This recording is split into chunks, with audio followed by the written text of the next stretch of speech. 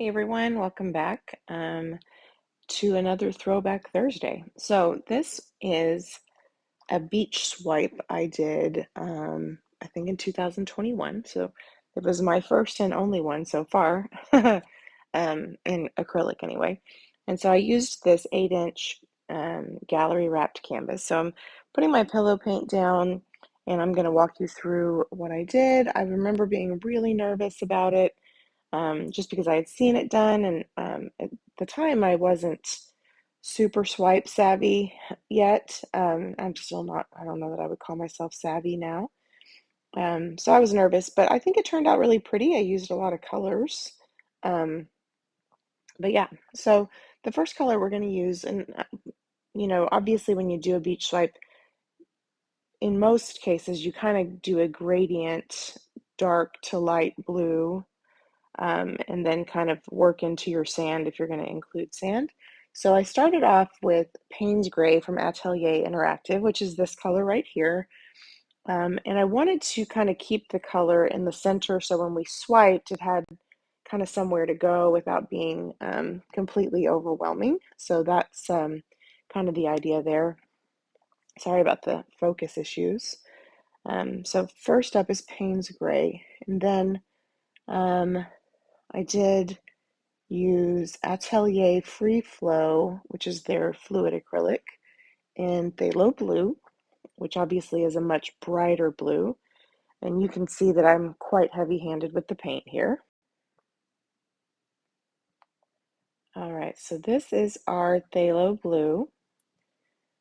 You can see, obviously, it's a lot brighter of a color, but you kind of need a little bit of contrast, right?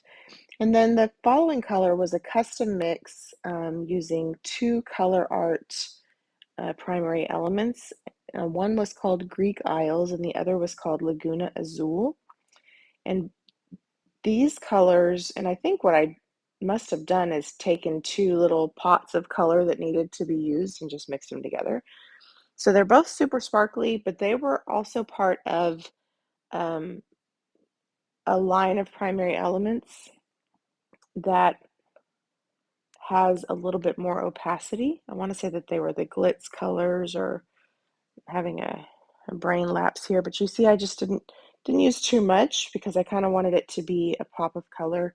So now we're using a little bit, I think that's Phthalo Turquoise, yeah, from Atelier Interactive.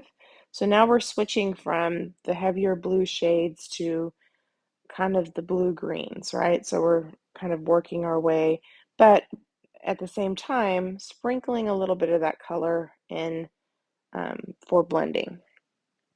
So, and then I did use an interference blue and an interference green from Colourarte. I also used Oasis, which is a Bling It color. It's kind of an aqua teal color, and Tropic Blue, which is a primary element. So those are all the colors I used. So this is Tropic Blue, a really beautiful color.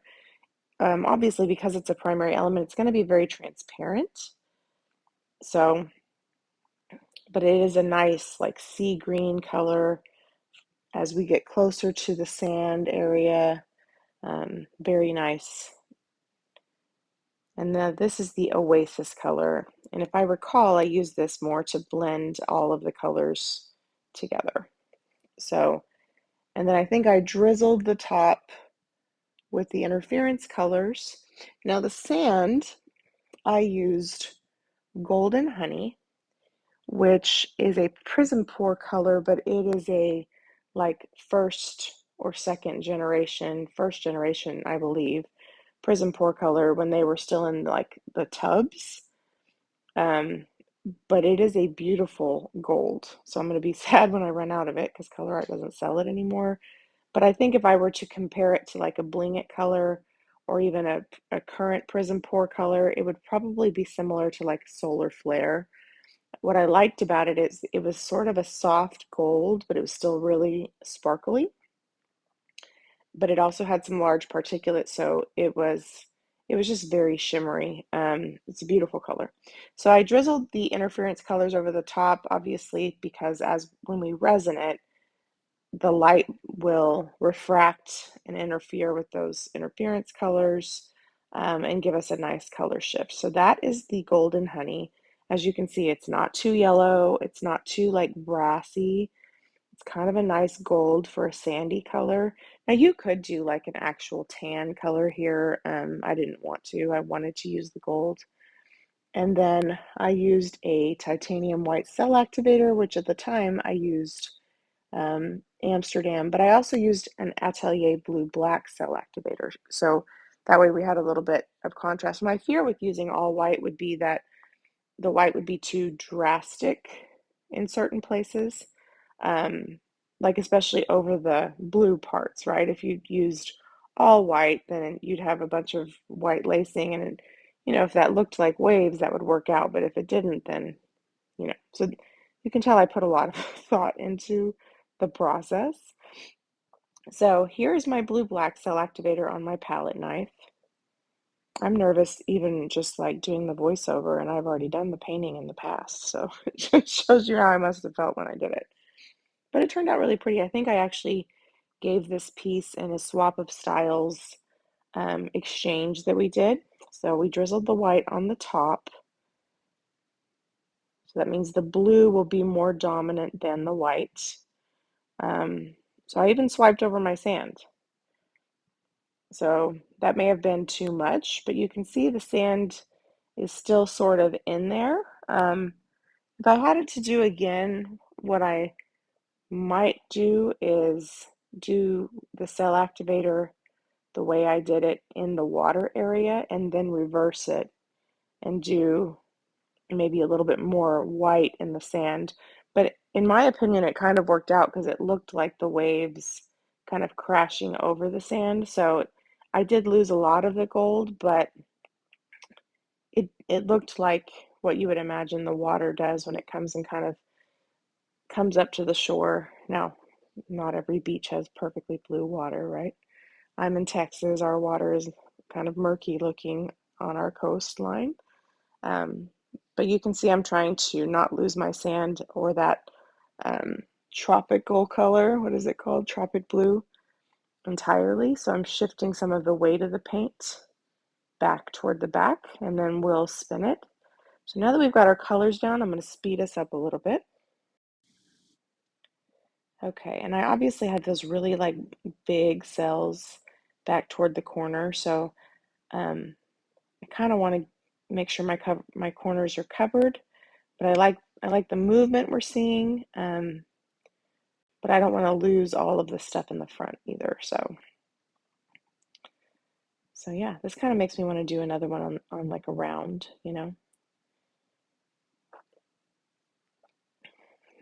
But I don't think it was too bad and it looked really beautiful resined.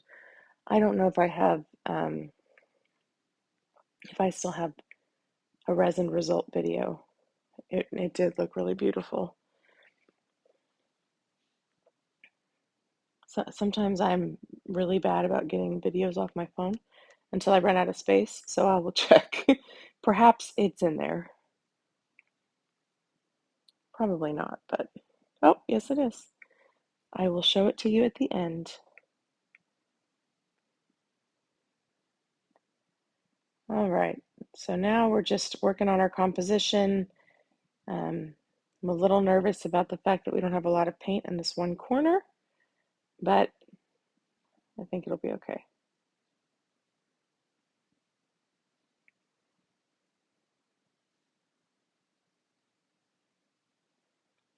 And then we'll spin it out.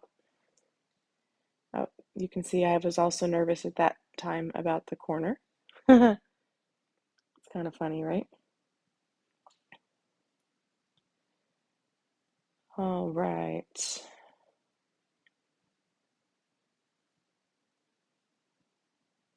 That's the one thing that's challenging is it's always difficult to know if you're going to get good composition on your corners with a square canvas. It really takes quite a bit of practice. especially if you're not tilting. There's a globby in my paint. I think that's what I was pointing to. So there's not a ton of detail, at least in the view that you're seeing, but I do think that the resin result shows some nice detail for sure. So I'm hoping that I can successfully get that globby out, and then I will bring you down and let you see a close-up, and then, you know, hang with me. I'll throw up the resin results at the end. I think I actually almost messed this up trying to get rid of the globby. But you know, some of those things, like what's happening right here, when it actually dries, it's not as um, like obtuse as it is when it's wet. When it's wet, it's so like glaringly obvious. But when it dries and some of your paint darkens, it's not as bad. So yeah, sometimes I obsess over the dumbest stuff that I probably wouldn't even notice if it had dried. All right, just popped a couple bubbles. Spin it out, make sure we have enough paint off.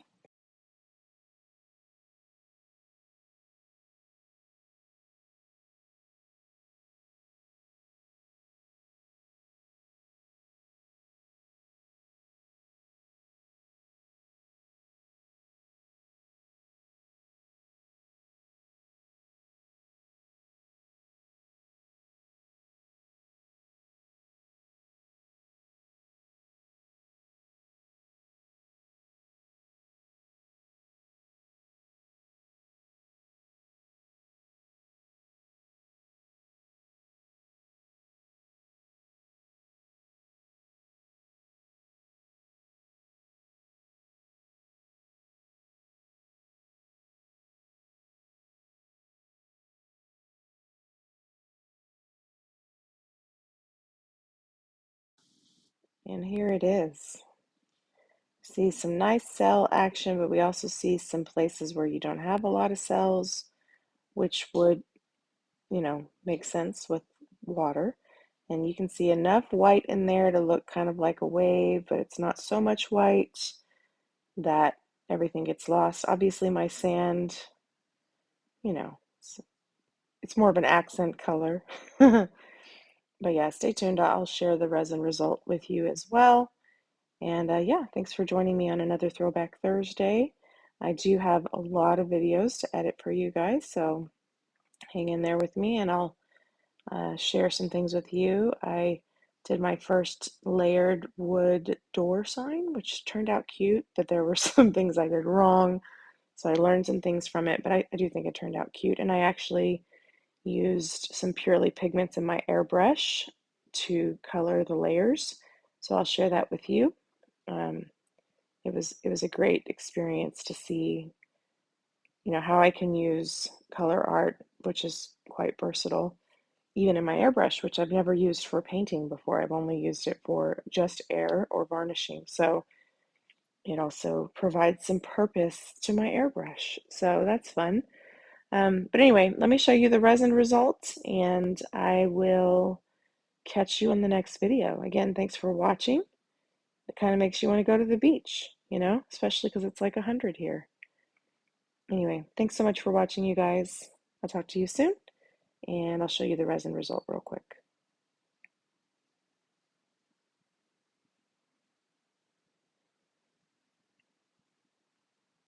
All right, so this is what it looked like resined. Unfortunately I filmed it in like a square frame, so it'll probably look a little dorky on YouTube, but you can see the colors look really beautiful, and obviously with the interference under resin, you see a lot more of that blue-green color shift, and even under where the white part is, you can see it even more. So it's always different to see shimmery colors under resin. Resin provides such a layer of depth that you can't create on your own. Anyway, thanks for watching. Bye.